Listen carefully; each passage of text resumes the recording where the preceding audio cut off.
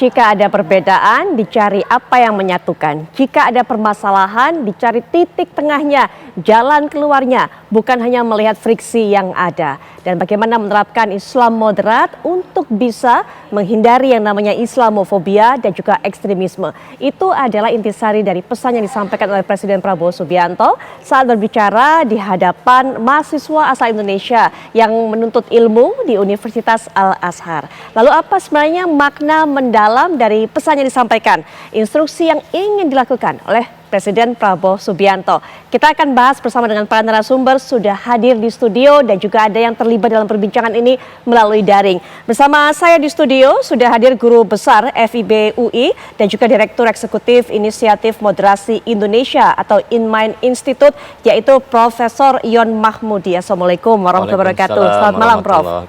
Selamat malam. Baik, dan juga sudah hadir bersama kita nanti juga akan menyampaikan kajian-kajiannya mengenai hal ini selaku Wakil Ketua Umum Majelis Ulama Indonesia, Kiai Haji Marsudi Suhud. Assalamualaikum warahmatullahi wabarakatuh, Pak Yai.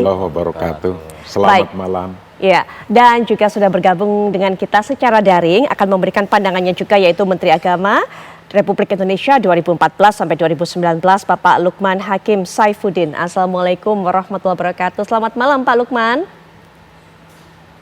Waalaikumsalam warahmatullahi wabarakatuh. Baik. Selamat malam. Ya, baik Pak Lukman, mendengar pesan yang disampaikan oleh Presiden Prabowo Subianto di hadapan para mahasiswa ini di Mesir, apa maknanya sebenarnya? Apalagi kemudian Pak Lukman sempat menjadi Menteri Agama, melihat hubungan konteks antara yang disampaikan pesan Presiden Prabowo Subianto dengan apa yang terjadi sebenarnya realitanya di negara kita. Silakan Pak Lukman. Ya, tentu maknanya sangat mendalam ya. Sangat memiliki makna yang besar karena bagaimanapun juga beragama, proses untuk memahami dan mengamalkan ajaran agama apapun agamanya itu selalu akan mengalami dinamika yang tinggi karena pemahaman manusia itu terus berkembang dan ekosistem lingkungan strategis tempat di mana manusia itu sendiri tinggal itu juga senantiasa berubah. Oleh karenanya tafsir keagamaan, pemahaman seseorang atas ajaran agama yang dianutnya, dan dari pemahaman itulah yang lalu kemudian menjadi dasar baginya untuk mengamalkan ajaran agama, itu pun juga akan senantiasa berkembang, akan senantiasa berubah. Nah, karenanya perubahan sebesar, sekeras, setajam apapun, jangan sampai lalu kemudian menyebabkan adanya faham atau amalan keagamaan yang berlebih-lebihan dan melampaui batas yang lalu kemudian dikenal dengan istilah ekstrim. Itulah mengapa proses memoderasi cara kita beragama menjadi sesuatu yang akan senantiasa memiliki relevansi dan urgensi yang tinggi. Karena jangan sampai perubahan-perubahan yang ada itu lalu kemudian membuat umat beragama dalam memahami dan mengamalkan ajaran agamanya itu menjadi berlebih-lebihan dan melampaui batas, menjadi ekstrim. Maka perlu senantiasa dimoderasi.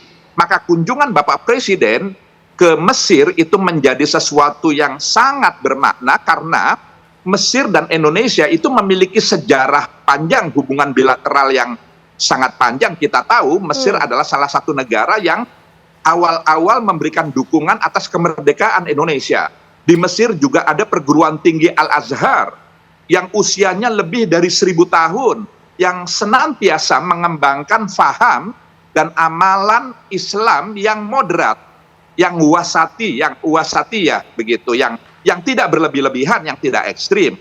Dan kita juga sama tahu Indonesia adalah negara dengan jumlah penduduk muslim terbesar yang juga hakikatnya adalah moderat.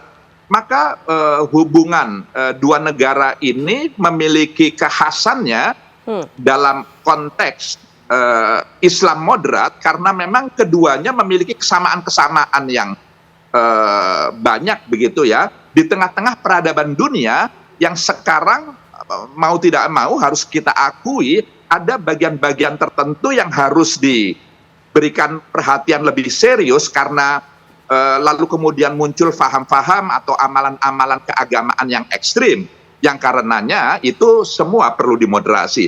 Jadi kunjungan presiden kita ke Mesir itu punya makna yang mendalam dalam konteks menjaga bagaimana cara beragama yang senantiasa moderat itu harus senantiasa kita jaga, kita pelihara, kita rawat dengan sebaik-baiknya. Baik, Demikian. baik. Pak Lukman sudah menyinggung juga mengenai hubungan bilateral yang terjalin antara Mesir Indonesia dan juga memberikan tadi informasi seperti apa kemudian yang dipelajari oleh mahasiswa kita di Universitas Al-Azhar. Prof Yon, saya juga akan kutip dari apa yang disampaikan oleh Presiden Prabowo Subianto di hadapan para mahasiswa. Saya bersyukur saudara-saudara memilih belajar di Universitas Al-Azhar, universitas yang sangat bersejarah, universitas Islam yang mengajarkan pelajaran Islam yang damai, pelajaran Islam yang sejuk, pelajaran Islam yang moderat, pelajaran Islam yang tidak mengajarkan kebencian, Islam yang tidak mengajarkan saling mencari kesalahan tapi saling mencari titik temu. Seperti itu pandangan mengenai Al-Azhar di mata seorang Presiden Prabowo Subianto. Hubungan seperti apa mungkin yang lebih diperdalam lagi menurut Prof ini? Ya, kalau kita lihat sejarahnya ya, bahwa Al-Azhar itu kan memang memiliki sejarah panjang, lahir sudah berabad-abad ya, tahun yang lalu, dan pengaruhnya saya kira kan tidak terbatas di Mesir yang bisa menjaga stabilitas, bisa menjaga harmoni ya hubungan antara agama dan pemerintah. Tapi kan kita lihat alumni-alumninya menyebar ke seluruh dunia ya. Jadi tidak hanya lokal di Timur Tengah tetapi hampir di seluruh dunia termasuk di Indonesia saya kira sangat besar. Nah, ajaran-ajaran wasatiyah Islam mengedepankan ya praktek-praktek Islam yang berada pada pertengahan, moderatisme Islam, sikap moderat, dan moderat itu memang dilandaskan ya pada pemahaman keyakinan keagamaan, bukan sebuah perbuatan yang tidak ada kaitannya dengan agama. Justru sikap moderat itu lahir dari prinsip keagamaan. Nah, saya kira inilah yang kemudian dikedepankan oleh ya mereka yang alumni dari Al-Azhar yang sekarang sering kita sebut dengan Azhari ya. Teman-teman yang lulusan dari Azhar, dan itu menyebarkan Islam yang damai, Islam yang rahmatan lil alamin, yang tidak hanya menjaga hubungan baik dengan sesama muslim, tetapi juga menjaga hubungan baik dengan penganut agama yang lain. Dan ini saya kira sangat cocok ya dengan tradisi di Indonesia, dan hubungan itu kalau kita lihat ke belakang memang sudah sangat lama, karena di Indonesia termasuk ya negara yang ya salah satu ya mahasiswanya di awal-awal itu sudah ada, bahwa sejak kolonial pun kita sudah memiliki ya, mahasiswa Indonesia yang belajar di Al-Azhar. Jadi banyak tokoh-tokoh bangsa juga yang merupakan alumni Al-Azhar, sehingga sangat dekat memang hubungan, dan layak kalau beliau presiden kita menyebut hubungan yang memang sangat spesifik itu. Ya, menjalani ajaran Islam secara moderat. Pesan ini kan yang diharapkan oleh Presiden Prabowo Subianto bukan hanya didengarkan, dilaksanakan oleh mahasiswa yang mendengar langsung, Pak Yai, tapi juga untuk warga Indonesia yang juga tadi menyaksikan, kami sampaikan juga ceramah ataupun juga pidato dari Presiden Prabowo Subianto. Tapi untuk masyarakat kita, mungkin masyarakat awam juga masih berupaya mencerna apa sih kemudian menjalani Islam secara moderat ini. Detailnya mungkin Pak Yai, bagaimana melakukan dalam amal sehari-hari?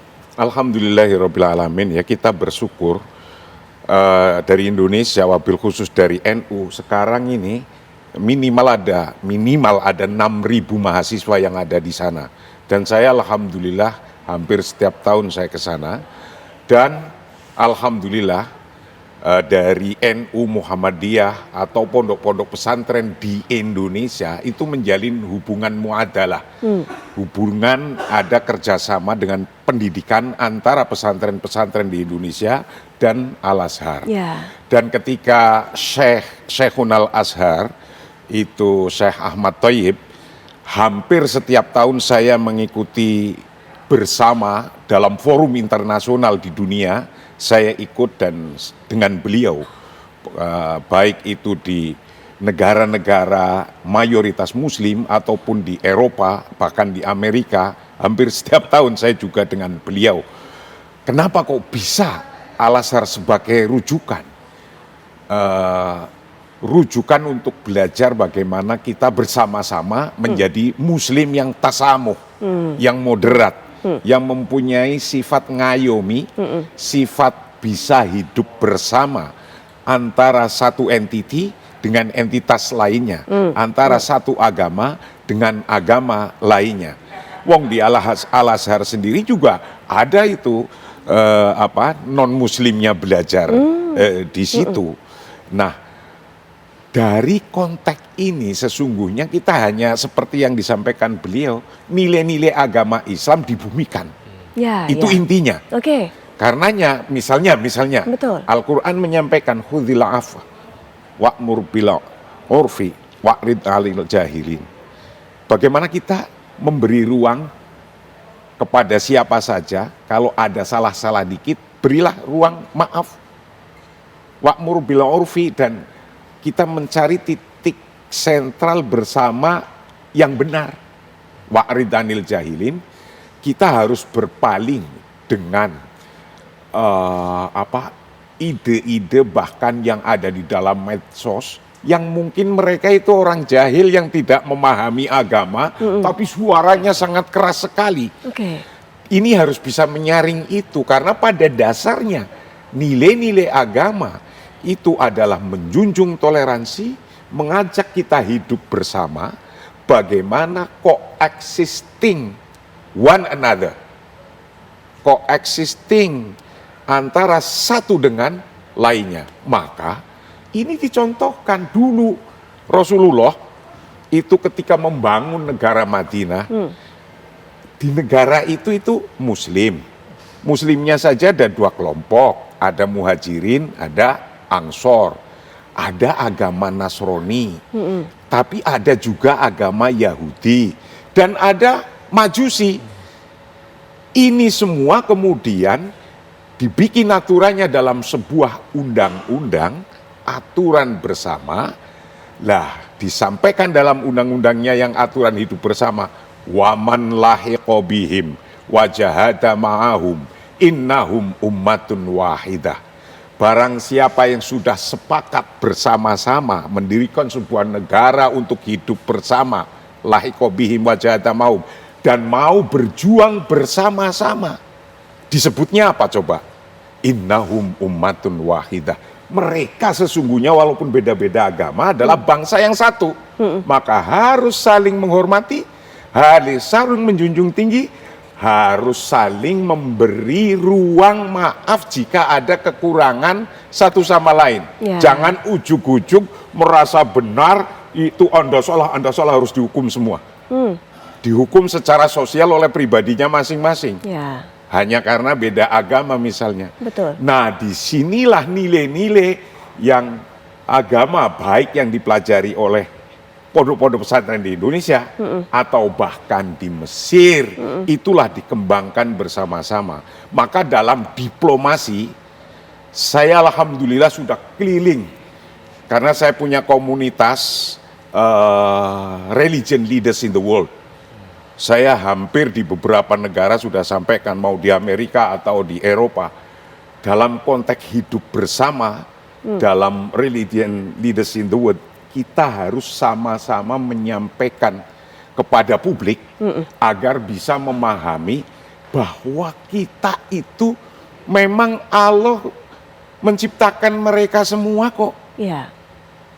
Siapa saja. Nah, karena Allah menciptakan semua mereka, ya kita harus berdasar bersama-sama, hidup bersama-sama. Baik. Nanti kalau kita sudah kayak gini, Islamofobia Ya. itu akan pelan-pelan terkikis. Oke. Akan pelan-pelan terkikis. Yang misalnya saya bermusuhan ini sama ini, atau saya itu sesungguhnya sangat friendly dengan beliau. Coba saya ada salah-salah dikit, beliau akan memaafkan. Ya, Nah, ya. itulah inti hidup. Maka Baik. lama-lama kalau sudah mulai memahami ajaran nilai-nilai Islam yang tadinya tidak seneng atau bahasa Jermannya geting banget, gitu ya.